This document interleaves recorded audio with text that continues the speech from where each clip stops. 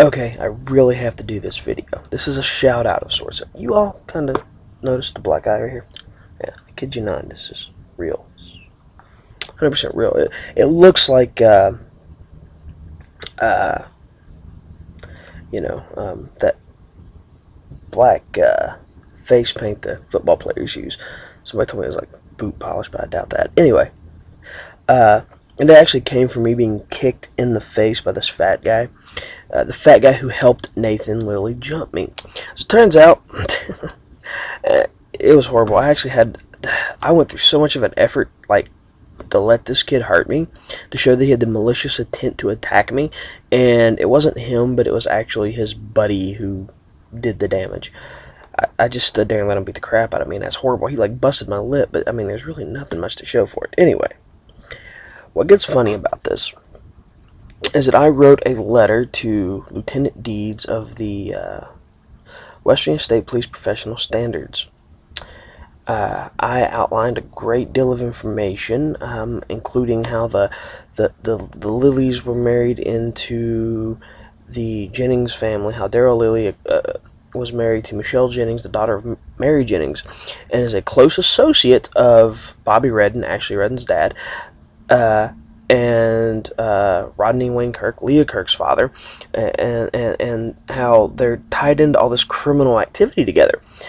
Well, I also mentioned on there a list of informants that I knew that operated and did things for the police that engaged in their criminal behavior or helped with their criminal behavior. So the cops were out here helping these criminals do their thing. And I mentioned all these people. Now, I want you to bear in mind, a lot of this really comes down to, I don't know, just bad luck, I guess, or maybe it's foresight, or maybe it's the fact that they're actually proving me right. This is the bad part.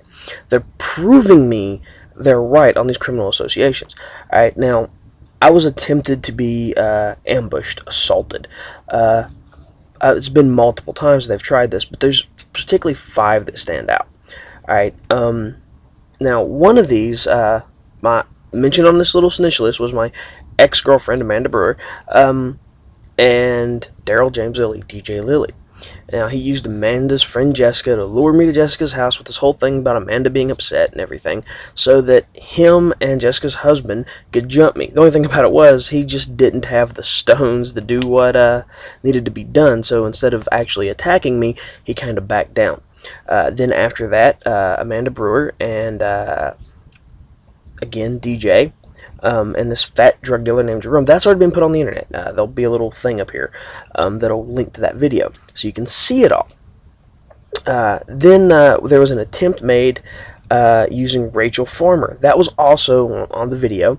Now, as far as I was aware, Rachel had no prior association with DJ or Amanda or any of these people. So when she got involved, it was kind of a a little bit of a shock to me, but again, her name was on that snitch list I already put out. And then here's another person who came up on that. Numerous attempts were made by Sarah Dean LaRue. Now, Dean's her maiden name, LaRue's her married name. I think she went back to Dean, but I'm not sure. Anyway, she made numerous attempts to find out where I was at and what I was doing and who I was with and everything else. Finally, one night, I was drinking at my friend's house, and while we were drinking, Sarah was talking to someone on the phone, and then she says, because I guess she thought I was stoned or so drunk that I didn't know what was going on around me. Instead, I just sat there quietly and observed. It's amazing how when people think you're like plastered, how they do things and say things around you without realizing that, without taking anything into consideration. And what happened was, well, Sarah's on the phone talking to someone. She says, well, now's the perfect time to get him. Here's your shot. And this person said something, and Sarah repeats them. She was almost bored with it. She was wanting them to come in there and attack me. And she was like, yeah, I know, revenge is a dish best served cold, and yeah, payback's a bitch. Now, this is shit that Daryl and DJ and Nathan are always hollering. Trying to sound intelligent. Keep your friends close, but your enemies closer. Revenge is a dish best served cold. Payback's a bitch. I mean, all of this is movie lines. I mean, really, seriously, that's what I'm dealing with. People who watch movies and the only thing they can do is spout movie lines. Oh, dear God. Anyway, the day after all this occurs, when they know that I'm going to be back at Mike's, I go down, and here's Jessica Lilly staking out a bench on the bike trail. And, you know, I see her running across the street real quick, and I just kind of ignored her because I didn't know, I wasn't sure if it was her. It looked like she gained some weight. And then right after that, Nathan and this fat guy come running up to me in the train tunnel. And Nathan was sitting there trying to talk to me, get me to open my mouth and run my mouth. And for any of you who've seen my self-defense videos, you know I'm always talking about this as a tactic used by a lot of criminals to get you so caught up on talking that you're not paying attention, and they sucker punch you. So finally, I just started talking shit so he would be able to sucker punch me. And he swung, I ducked, went into a waist clinch. I caught him. I let him get a headlock on me, and it wasn't really what you would call a headlock. He was just kind of like this around the top of my head, and he was just punching me on top of the head, which really didn't do anything until it was just me pushing him from one side and him pushing me from the other and him hitting me, and that was really it. I tried hitting him a couple of times. There was a very good possibility I could have went for a kata. Koroshi no kata, shoulder killing technique, but I didn't. I just went ahead and let him keep swinging at me to show his malicious intent. Instead, the big fat guy comes up, hits me, I hit the ground. Nathan kicks me in the face. The fat guy kicks me in the face, which is actually what gave me this and this, from where he kicked me in the face. It's a big 200-300-pound animal. And it's really funny because it's the same big fat guy who's in the video, the picture that was taken with Nathan and my ex Amanda and DJ and Jessica and all of them in one big group. So I guess they're showing me they're a gang. Okay, you're an idiot, but whatever.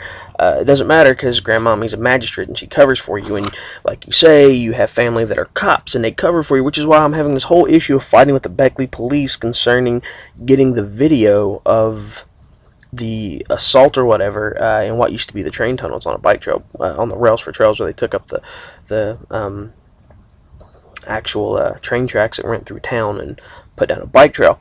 Now, the funny thing about this is that there's video right there, and the cops are giving me all these excuses, and there's actually a recording of me and Captain Rogers where I'm giving him down the road about this, and you can hear him. He's not happy, and I mention Robert Kelly. Robert Kelly is the IP guy for the Beckley Police Department. He's the one who gets the stuff off the computers and downloads the files and checks the video and stuff like that. The fire department actually monitors, has someone actively looking at a monitor in the tunnel to see, I'm sorry, I was looking at something down here, to see what's going on. But all the information and everything else is dealt with through the Beckley Police Department. They go through this guy, Robert Kelly. My lawyer found this guy. We got a subpoena on him because he was, because of Nathan threatening me about the train tunnel. And this whole thing about YouTube and everything else. He doesn't like it when I put up YouTube videos. He didn't like it when I showed that there's this big connection between Mary Jennings, Trooper Duckworth, the Kirks and the Reddens, and even the Lillies all tied into it. Well, now he's already made that connection stronger by acting like a pathetic little child, throwing a temper tantrum and trying to beat my ass. Now, I let two guys attack me and beat the crap out of me for a reason. And yes, the injuries were worth it. And there's more than just a little black eye here. Or a little bit of a busted lip that I had. And to be honest, I mean, come on. Anyone who's done any contact, martial arts, any contact sports, football, hell, even wrestled in high school, let alone boxing or any type of contact karate, a black eye, a hit to the face, it happens. It's not a big deal. But the fact that he actually used a weapon, he had fist loads, used a lighter in one hand to harden his fist. It's a little street secret. And then the other hand had like a bolt or something in it. Well, what you get is the fact that, He was using weapons. He had the malicious intent to do me bodily harm. And now the Beckley police are covering up for it. And again, I ended up talking to the same guy, Captain Rogers. For those of you who see my other videos, you're familiar with it. This is the same guy I had to talk to when I was going through the stuff with Stewart and Capehart. And for those of you who don't know, believe it or not, Stewart and Capehart actually got medals for finding new and inventive ways to catch criminals. You mean frame people and set them up and falsify evidence against them. And so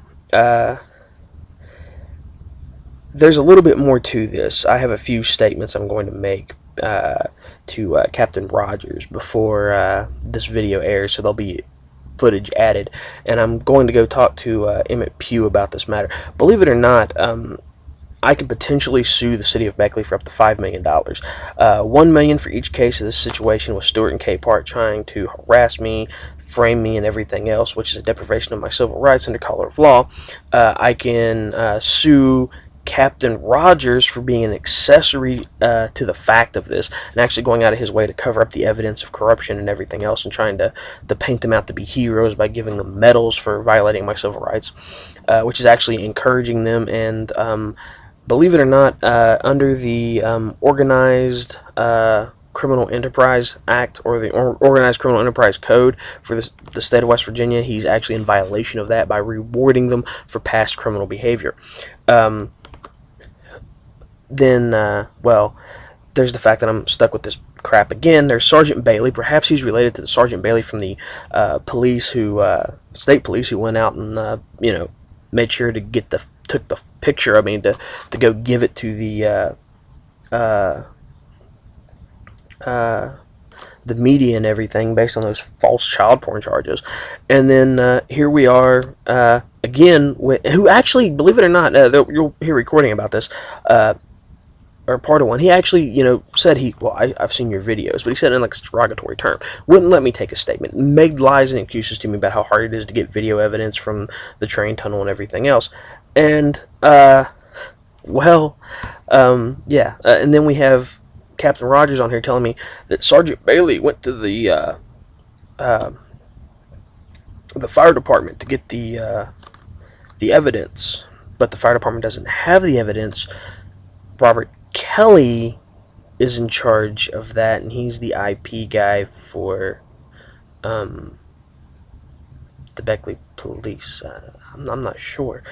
It kind of, it almost scares me a little bit how incompetent these guys are. Or maybe they're not incompetent, they're just trying to cover up for criminals. But just listen.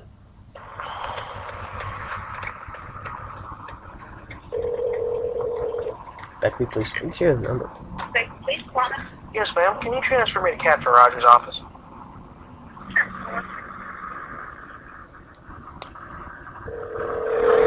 Turn that up a bit.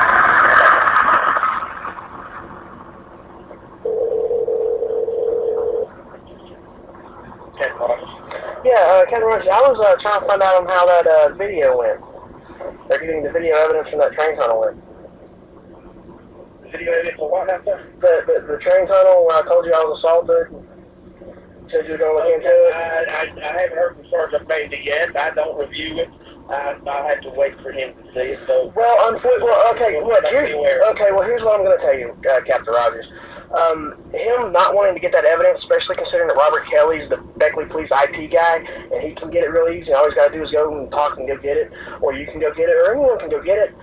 And he's not wanting to get it. The fact that he wouldn't even let me file a police report makes him an accessory to the fact. I think he's trying to cover up evidence. I think this is because, well, you know, he didn't like my little politics where Officers Capehart and Stewart tried to set me up. You remember that? I came and talked to you about that before. Yes, you did. Yes, and then all that ended up on the internet.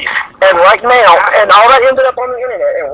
I'm looking at the same criminal misconduct of using snitches and informants to set someone up and to assault them, and the Beckley Police not doing anything about it. I feel that I ordered everybody to go get the evidence and retrieve it. That's monitored by the fire department. If it's on there, he will get it and review it, Mr. Collins, and he was told to do so. So I have every confidence that he'll do that, okay? Okay. All right, sir. Okay, bye-bye.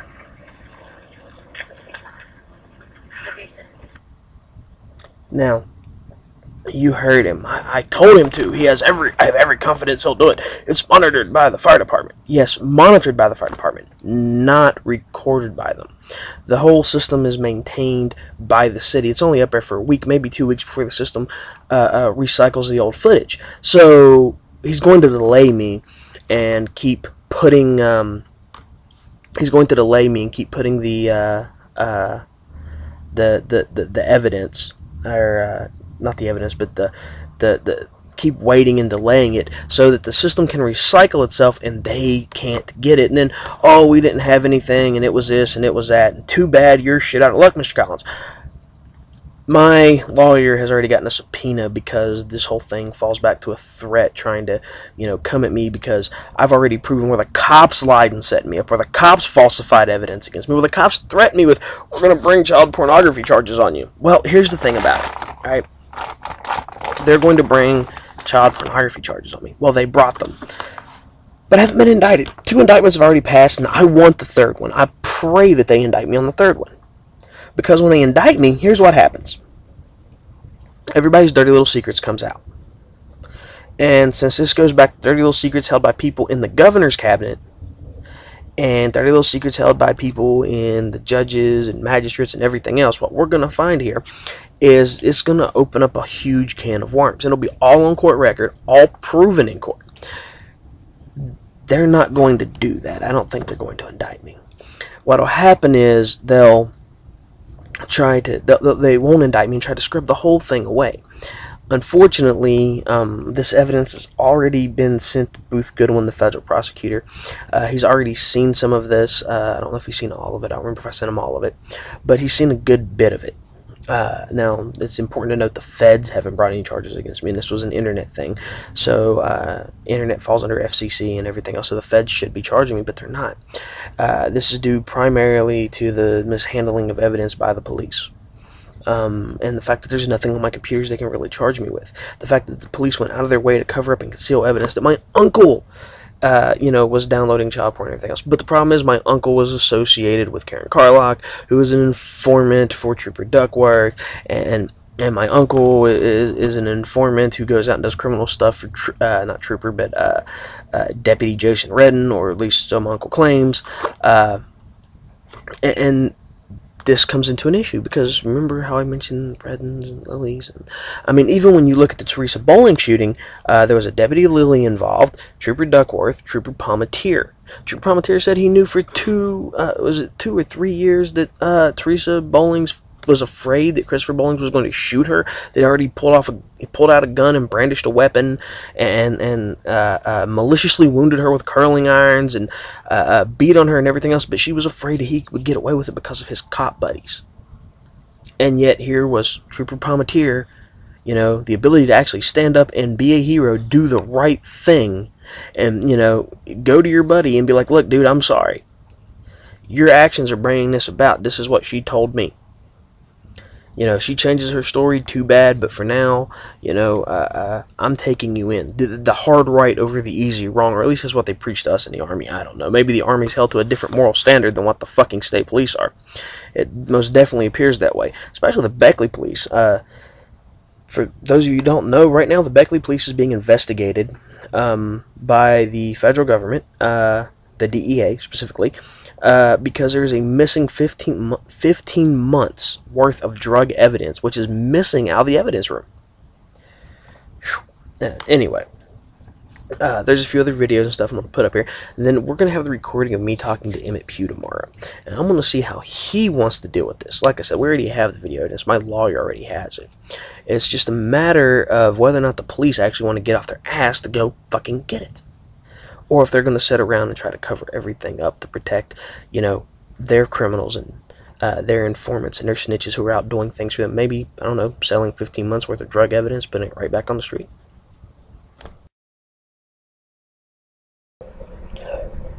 Okay, just like I promised, there was a follow-up to my call with Captain Rogers. I'm going to play this for you. Apparently he's avoiding me. He's out somewhere, whatever. And it's playing from the very bottom here where it says Beckley Police. Beckley Police Department? Yes, ma'am. Could you transfer me to Sergeant Bailey? I'm not Sergeant Bailey, but Captain Rogers. Captain their address? Okay. Yes, ma'am.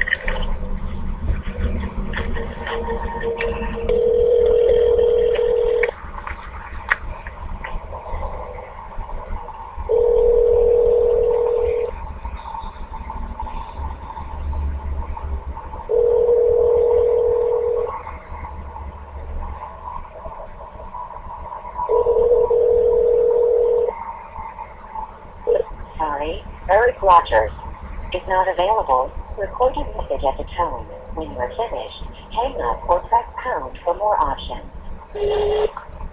Captain Rogers, this is Ronald Collins. I was calling to see how you were dealing with that little matter on the closed-circuit cameras down at the train tunnel. But anyway, as I expressed to you last time we talked, Robert Kelly is the IP guy. He's the guy you deal with, not the Beckley Fire Department, which you said.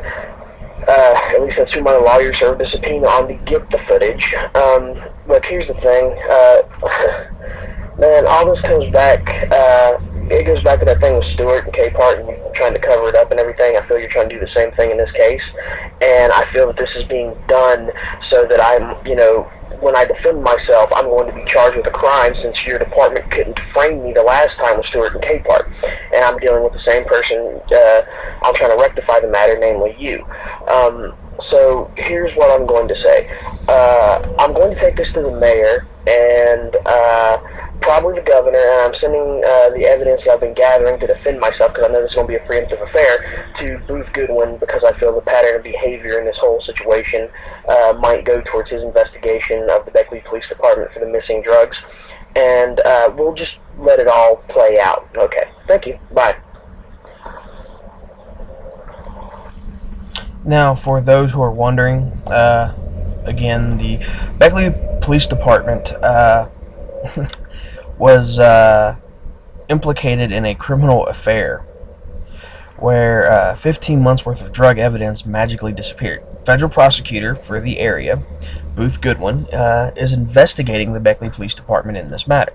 Now, the Raleigh County was going to run an investigation into it on their own, and the Beckley Police Department are running an investigation into it on their own. The thing about it is, well, we already see officers covering up for other officers, more importantly, covering up for criminals on the street. It doesn't put much faith in the Beckley Police Department to do their job and to actually investigate. So, I feel the whole pattern of behavior is relevant to the federal prosecutor's investigation, to the DEA's investigation. So I'm going to send it to Booth Goodwin. I'm also going to send it to the mayor, because here's the thing about it. I mentioned the $5 million lawsuit I could potentially have against the city of Beckley just for their police department. You know, $2 million of that comes up under Captain Rogers trying to cover up evidence. So we're going to take a look at this. We're going to see, you know, exactly what happens. The reality of the matter, however, is this. I play a lot of strategy games, and I'm notorious for building like massive defenses from which to launch my attacks. And I usually let the computer or whoever I'm playing against run to those defenses and let those defenses wear them down before I send my forces out to counterattack. And when I do this, what tends to happen is, after a while, I don't really consider it, but the computer or whoever I'm fighting has wasted so many resources in trying to attack me and running into those defenses that they've basically ran out of tricks to play. And this is a case of the situation. Physically assaulting me to try to scare me into not putting evidence on the internet to defend myself isn't going to happen. And all this does is it goes back, because here's what you're going to see. I'm going to put a picture up here later on of Ashley Redden that was given to me by Jessica Lilly, showing where Ashley was getting her job at Quality Inn on Harper Road. Now, this is after they found out I was living in Harper Heights, and my best friend's mother, stepmother, aunt, however you want to think of her, Judy, was working at Morgan's, which is the bar attached to Quality Inn. So she gets a job at Quality Inn to stalk me on Harper Road. you see an ongoing pattern here, and then the police are trying to cover this up by taking my computers for some BS terrorist thing, and then when I keep pushing on the matter, they charge me with child pornography because my uncle I caught my uncle, the same police informant who lied on the terrorist charges, downloading child pornography onto my computer, and because I was going to testify on behalf of his son and his ex-wife on catching him doing it, he goes and makes up the big terrorist thing. And then October 26th, the police, Trooper Ephred, goes and gets a second search warrant to remove evidence from the forensics lab that has to be investigated by the forensics lab. So it kind of muddies the waters a bit, because I guess, none of this evidence was supposed to come out with him threatening me or anything else, and it did. And it gets really interesting because you take the Lillys, Daryl Lilly, who's married to Michelle Jennings, DJ and Nathan and Jessica Lilly's father, shows a connection because he also used to run with Bobby Redden, Ashley's dad, and Rodney Wayne Kirk, Leah Kirk's father. And what you see is that, these three people are in association. Then it goes into a more interesting detail, being that Trooper Williams is a cousin to, either a cousin or an in-law, I forget which, but he's related to Bobby Redden, and Trooper Duckworth is married, or his sister married Trooper Williams, which makes him an in-law of, and associated by partisan. Then you have Magistrate Mary Jennings, who's the mother of Michelle Jennings, and then you have, all of this ties in that all these people are associated with each other. Which kind of makes it really suspect that at the time, Assistant Prosecutor Chris Leffler wanted to have everything transferred over to Mary Jennings anyway. He actually filed a motion to have it transferred to Mary Jennings after Duckworth assaulted me in magistrate court. When I was talking to my lawyer, Gary Frazier, it all seems like they were, developing some sort of plot to put me in this little web, and then now I'm starting to decode that web, and they don't like it, and I'm putting the evidence on the internet. Well, as it turns out, we have them covering up evidence, and then covering up more evidence, and the more they try to cover up evidence and threaten me and assault me and everything else, they're proving me right. It's one of those situations where, like, I'm playing one of these role-playing games, like StarCraft or something, and I've built my massive barrier of defenses, and I'm watching the computer throw itself against these defenses, and then after, they've nearly been halfway wiped out after wave after wave after wave of failed assaults, leaving my forces perfectly intact to continue their, to go off on their own. So what we're seeing right now is I'm going to start doing the preemptive attack. I'm going to show you where they're trying to set me up, where they're trying to create the environment by which to bring charges on me, because they couldn't frame me with the Stewart and the Capehart thing. They couldn't falsely arrest or frame my student Marlo Jordan. So now we're starting to watch this whole affair, and we're starting to see it unwind. This is an interesting little update to it, and believe me, this was much worth the black eye. After 5 attempts of trying to set me up, I had to let him the last time actually, make physical contact, and he really couldn't do anything without the help of this big fat guy. I don't know what his name is, but his picture's right there on the profile page of John Nathan Lilly, from where I was tracking that out, where he threatened me over the internet because his dumbass threatened me over top of Facebook. I mean, geez. It just makes you wonder exactly, what these people are thinking. Well, that's the problem. They're not thinking. They're panicking. They're desperate.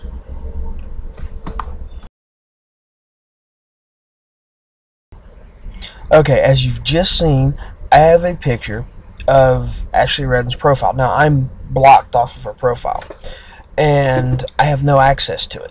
So how do I know she was working at Quality Inn? Because Jessica Lilly told me. In fact, that if you look on the image, you'll see a tri-peak, whatever, that's where she plays that video poker stuff, or was playing it with Brian at the time. We was at her grandmother's house. That's actually the picture of the computer screen from her grandmother's dining room. And what you have is essentially showing where these people have been trying to play both sides. She was trying to help me with the Ashley Redden thing, to find out what evidence I had and what moves I was going to make and everything else. And then going back and then, giving it to her family, and they was going through a little process to try to cut me off and prevent me from doing things. So, she gave me this little tidbit of information to to be to win my trust.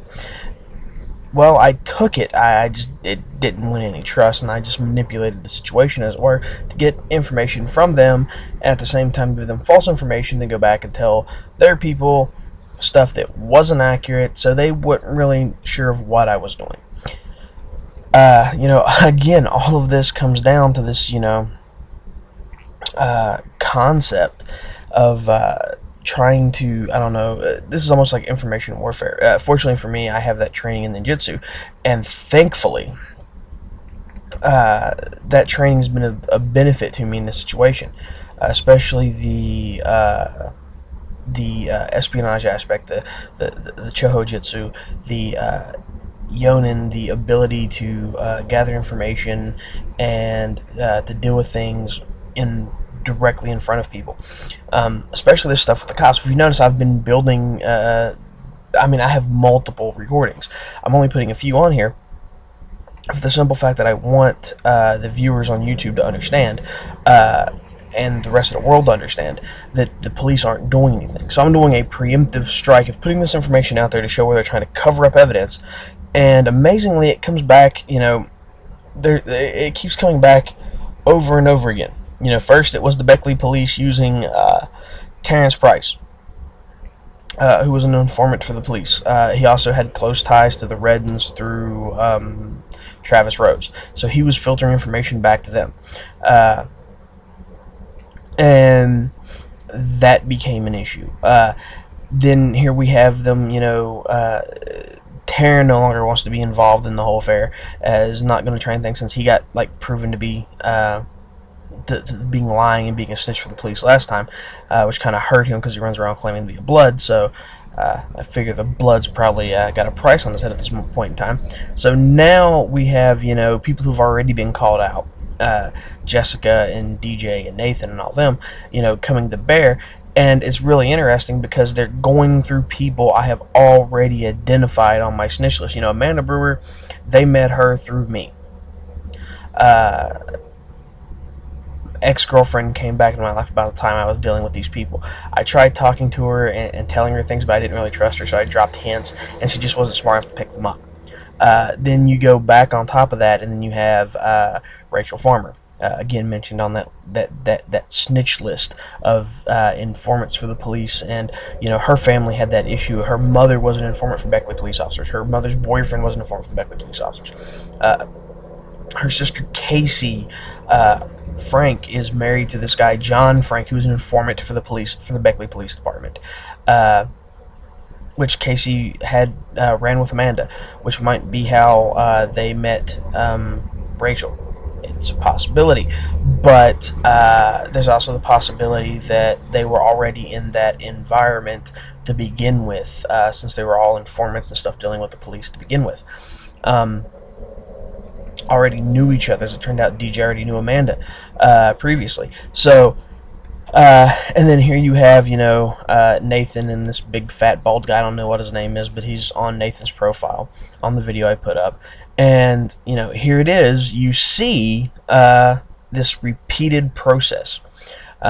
They give me a little bit of information, but they're trying to stay out of it and be the hidden hand in the whole situation and trying to play that middle man between the two and set me up for failure. Well, I'm a little bit smarter than that, so I keep tabs on everything. And even in this case, there's recordings of Sarah Dean where she has repeatedly called me, "Where are you at? What you doing? Where are you at? What you doing?" She even calls me during the whole affair with when I'm talking to Sergeant Bailey. Immediately after my assault. So it goes to show you there's this coordinated effort and everything. So we're going to look at some of that now, as a matter of fact.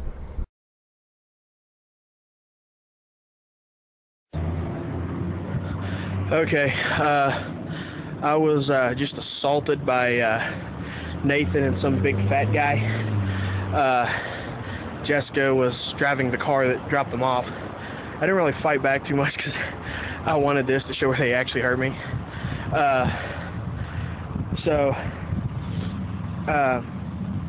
Basically, you know, kind of took an ass whooping, but I wanted to prove a point with the fact of them assaulting me, trying to do me physical harm, bodily damage, stuff like that. He hit me with something in his hand. Looked like a bolt, and I had a cigarette lighter in the other hand.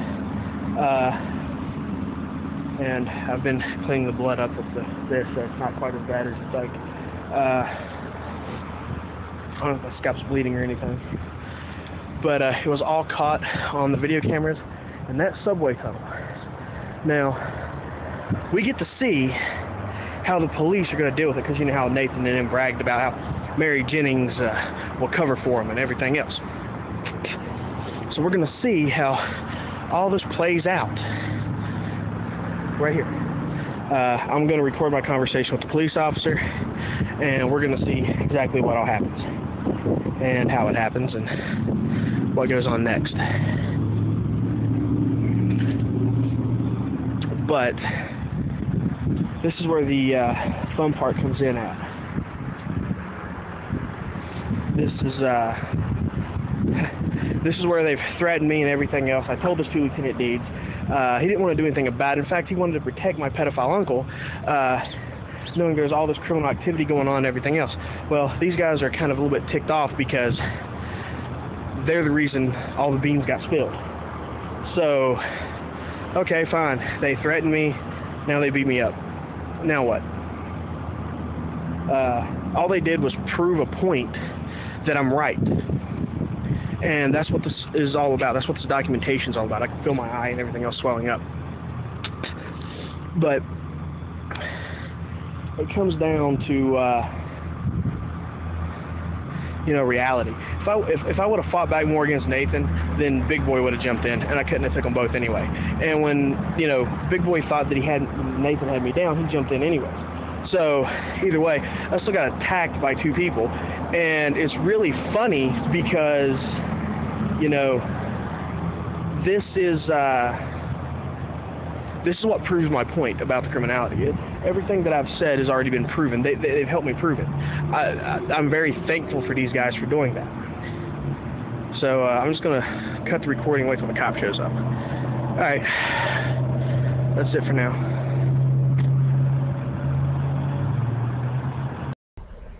Okay, as you've just seen, I have a picture of Ashley Redden's profile. Now, I'm blocked off of her profile, and I have no access to it. So how do I know she was working at Quality Inn? Because Jessica Lilly told me, in fact, that if you look on the image, you'll see a tri-peak, whatever, that's where she plays that video poker stuff, or was playing it with Brian at the time. We was at her grandmother's house. That's actually the picture of the computer screen from her grandmother's dining room. And what you have is essentially showing where these people have been trying to play both sides. She was trying to help me with the Ashley Redden thing, to find out what evidence I had and what moves I was going to make and everything else. And then going back and then, giving it to her family, and they was going through a little process to try to cut me off and prevent me from doing things. So, she gave me this little tidbit of information to win my trust. Well, I took it. It didn't win any trust, and I just manipulated the situation, as it were, to get information from them, and at the same time give them false information to go back and tell their people stuff that wasn't accurate, so they weren't really sure of what I was doing. Again, all of this comes down to this, concept of trying to, this is almost like information warfare. Fortunately for me, I have that training in ninjutsu, and thankfully, that training has been a benefit to me in this situation, especially the espionage aspect, the Choho Jitsu, the Yonin, the ability to gather information and to deal with things in directly in front of people, especially this stuff with the cops. If you notice, I've been building. I mean, I have multiple recordings. I'm only putting a few on here for the simple fact that I want the viewers on YouTube to understand, and the rest of the world to understand, that the police aren't doing anything. So I'm doing a preemptive strike of putting this information out there to show where they're trying to cover up evidence, and amazingly it comes back, it keeps coming back over and over again. First it was the Beckley police using Terrence Price, who was an informant for the police. He also had close ties to the Reddens through Travis Rhodes, so he was filtering information back to them. And that became an issue. Then here we have them, Taryn no longer wants to be involved in the whole affair, is not going to try anything since he got proven to be being lying and being a snitch for the police last time, which kind of hurt him because he runs around claiming to be a blood. So I figure the blood's probably got a price on his head at this point in time. So now we have people who've already been called out. Jessica and DJ and Nathan and all them, coming to bear. And it's really interesting because they're going through people I have already identified on my snitch list. Amanda Brewer, they met her through me. Ex-girlfriend came back in my life about the time I was dealing with these people. I tried talking to her and telling her things, but I didn't really trust her, so I dropped hints, and she just wasn't smart enough to pick them up. Then you go back on top of that, and then you have Rachel Farmer, again mentioned on that snitch list of informants for the police. And her family had that issue. Her mother was an informant for Beckley police officers. Her mother's boyfriend was an informant for the Beckley police officers. Her sister Casey Frank is married to this guy John Frank, who was an informant for the police, for the Beckley Police Department, which Casey had ran with Amanda, which might be how they met Rachel. It's a possibility, but there's also the possibility that they were already in that environment to begin with, since they were all informants and stuff dealing with the police to begin with. Already knew each other. As it turned out, DJ already knew Amanda previously. So, and then here you have, Nathan and this big fat bald guy. I don't know what his name is, but he's on Nathan's profile on the video I put up. And, here it is. You see this repeated process. They give me a little bit of information, but they're trying to stay out of it and be the hidden hand in the whole situation and trying to play that middle man between the two and set me up for failure. Well, I'm a little bit smarter than that, so I keep tabs on everything. And even in this case, there's recordings of Sarah Dean where she has repeatedly called me, "Where are you at? What you doing? Where are you at? What you doing?" She even calls me during the whole affair with when I'm talking to Sergeant Bailey.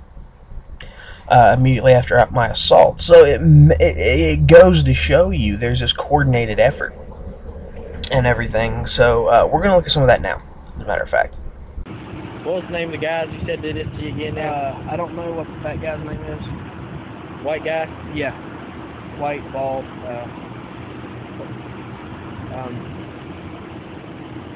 Well, like you said, you've pretty much seen my video, so he's pictured on there on one of them on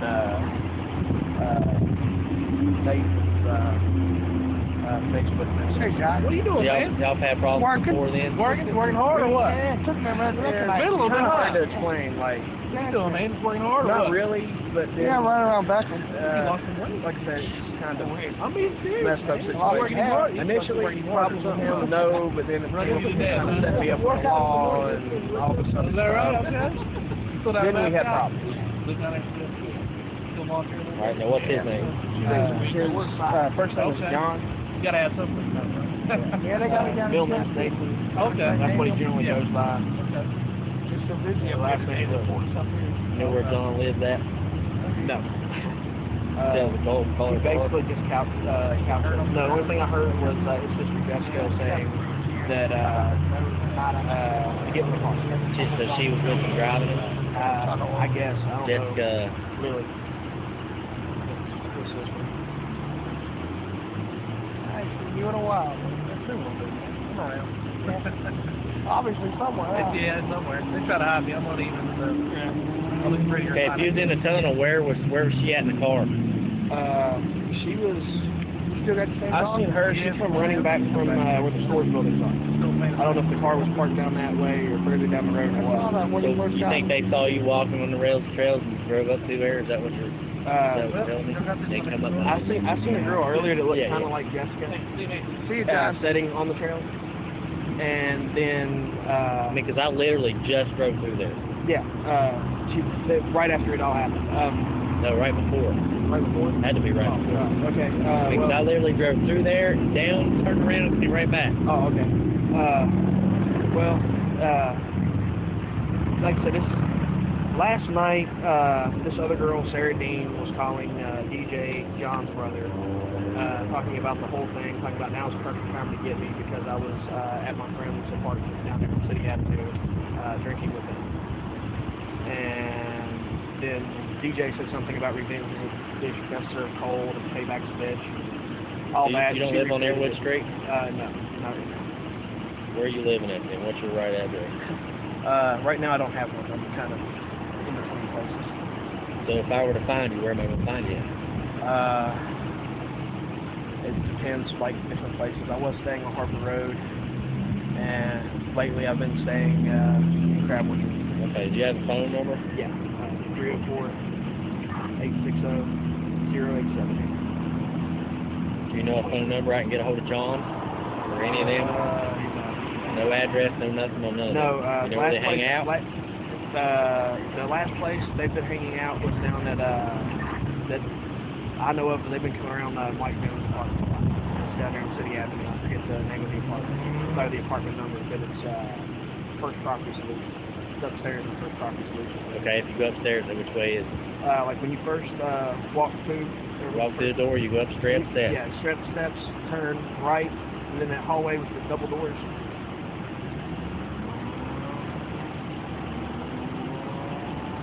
And that's where John lives, right? No, that's where Mike Jones lives. That's where Mike Jones lives? Yeah, they've been coming over. That's who I was visiting. But Mike Jones had nothing to do with none of this? No.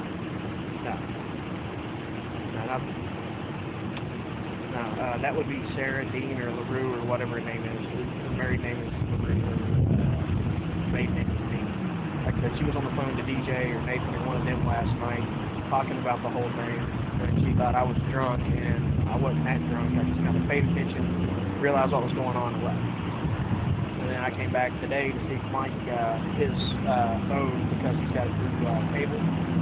And if it shows whenever somebody calls, I was going to see if the caller ID would show if it was outgoing calls or any other calls on the subject. Because if it was outgoing, I could show where she had called him, the whole thing was where they were getting trouble and everything else. Because I've had a lot of problems with this before, and well, like you said, you've seen the videos, so they were mentioned in the stuff I gave them. Now what I'm going to play for you is the recording of Little Miss Sarah Dean. Like I showed on the one recording, my phone shut off recording the video because she called. And you actually hear me talking to Sergeant Bailey. I had her on speakerphone. And this is what we have. Hello? Hi, what are you doing? When did all this happen, bud? Not much. I'm standing down here talking to the police. Why? This is Sarah. That's the name. Why? Are you standing there talking to the police force? Well, I'll talk to you about that later. All right, bye. Alright, bye.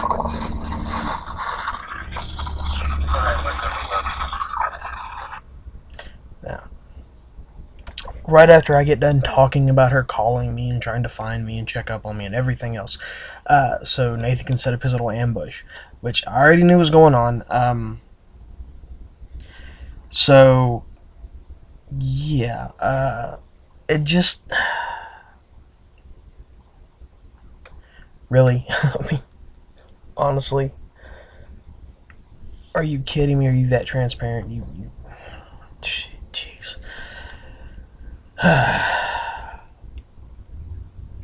Well, as you can tell, I have multiple recordings. There's a lot more evidence on here and a lot more things that falls into it. What it comes down to is this: the Beckley police are protecting criminals. Criminals who, I don't know, are maybe carrying out certain crimes for them. Maybe the missing 15 months of drug evidence is just more drugs that these criminals, under the direction of the Beckley police, put right back out on the street. There's a lot of this information is getting sent to Booth Goodwin, who's the federal prosecutor. He's investigating the thing, as well as the Beckley police are running their own internal investigation, trying to cover up evidence and protect each other and everything else. Well, when they try to sweep everything under the rug, I don't know how Mr. Goodwin's going to react to it.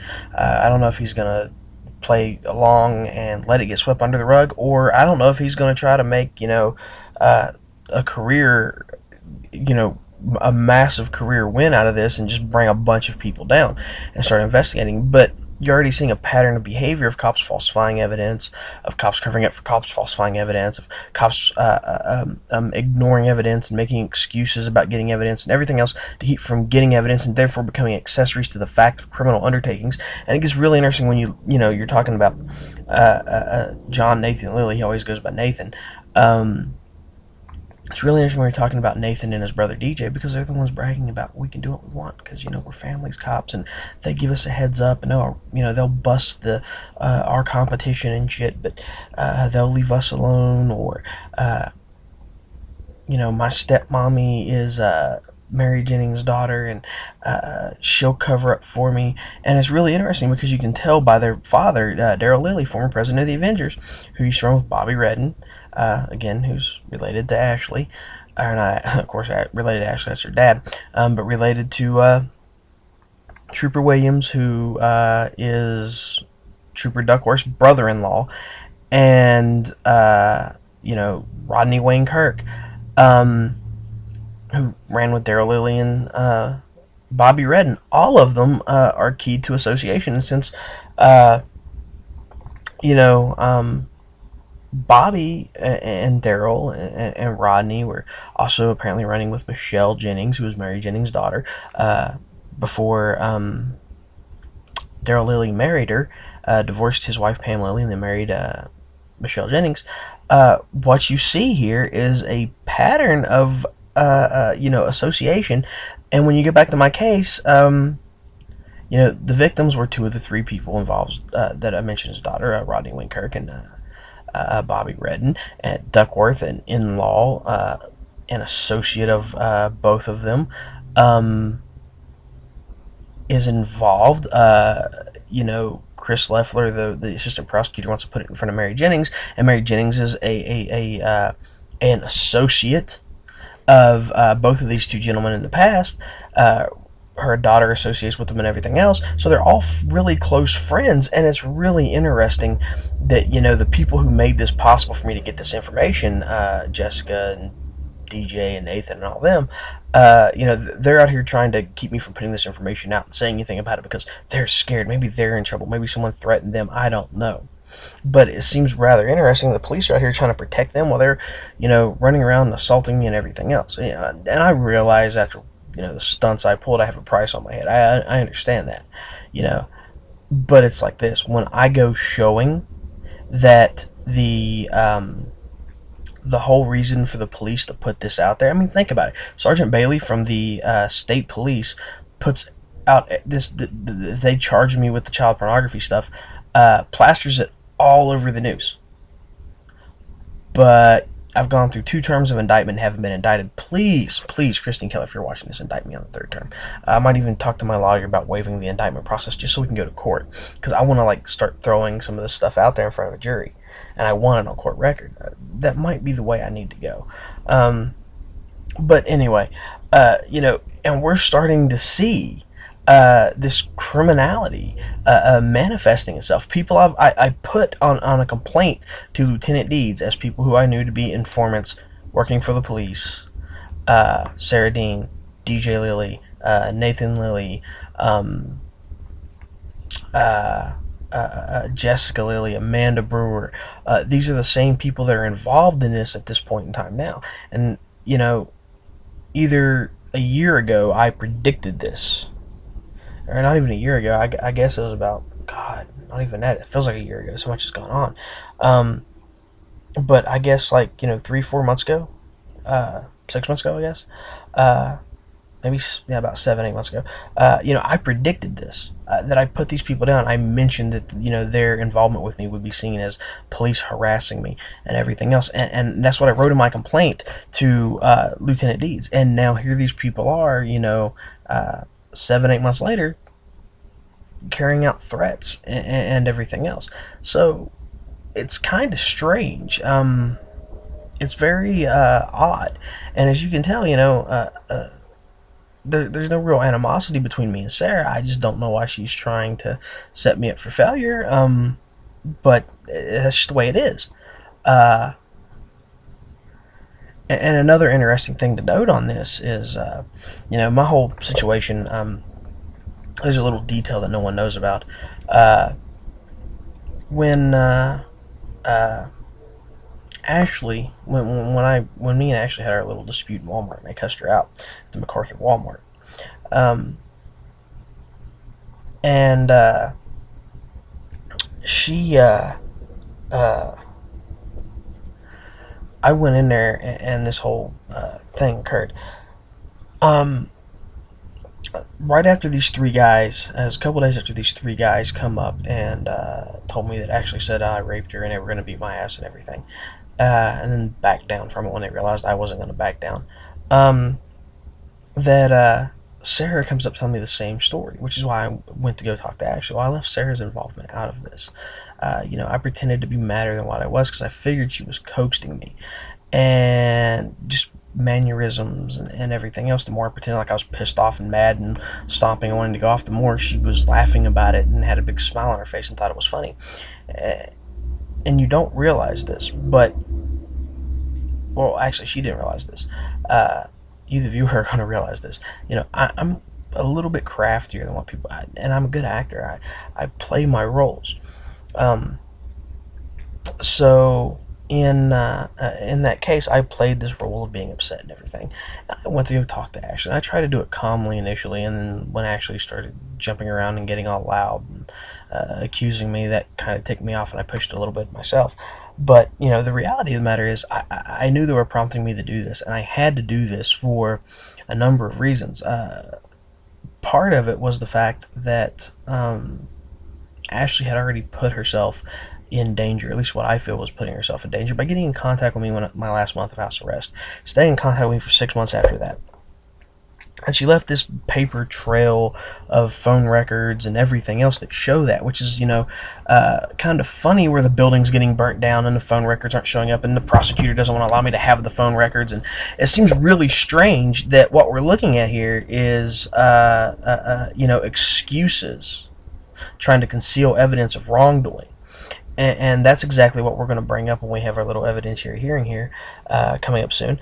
And we're going to see some more stuff probably put on YouTube. But I wanted to put this out here preemptively because, you know, if something happens and I get attacked and the cops want to charge me with something, make up some bullshit about, oh, your hands should be registered as lethal weapons because you're trained in martial arts, or you broke someone's arm, or so-and-so says that you were at fault, or whatever, because they're out here trying to cover up and conceal the fact that there's an ongoing pattern of threats and assault and harassment from these people. You know, I want to preemptively put this out here. And I want to address another matter. This is a really important one as well. You know, if you think about this, these people are putting themselves in danger. They're putting society in danger because they're playing these little politics on the battlefield bullshit games, which is the same thing, which is one of the reasons I left the Army. I dealt with a few... I had a platoon sergeant that was bad for this, and a few squad leaders in my platoon that were bad for this. You know, they wanted to play politics on the battlefield. They wanted to promote people that they had a personal accord with, or they liked personally, or they wanted to have their own little selective groups, and not put the Army, not put the mission first, but put their own goals and needs and likes and dislikes and everything else first. And that was an issue that I feel was that I didn't want to deal with. I didn't always deal with this. I actually had several very good platoon sergeants that didn't do this. That when squad leaders tried doing this, they put them in their place on it because, you know, like they say, we all bleed green. But at the same time, you're talking about, you know, this manifestation of, I guess you would call it corruption, buddy system, whatever, where our criminals can do what they want, but no one else can. And it shows a criminality, which explains why there's 15 months worth of missing evidence. It explains, the massive cover-up and the massive amount of different stories following the Chucky Smith, I don't want to say murder. He got shot trying to rob a drug dealer. There was no bust. The original story was that him, his mistress, and the chief of the Beckley police were bar hopping in a unmarked police vehicle, and that they went to this guy's house, and they were there to make the buy, and this guy apparently, his side of the story is that he seen Chucky's gun and shot him because he thought he was going to get robbed. And either way, this guy comes out and he's blasting away at the chief of the Beckley police in the car and everything. So the Beckley police chief drives off and leaves Chucky's mistress out there getting shot at by a cracked up drug dealer. And we're seeing a revolving pattern here. We've already seen it with the state police in my videos. We've already seen it with the other stuff. And the more I expose this, the more they feel they're threatened. So the more they try to do things to harm me or to discredit me or to attack me.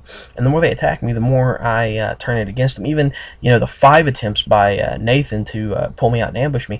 On the 5th time, I gave him the option. I let him do it.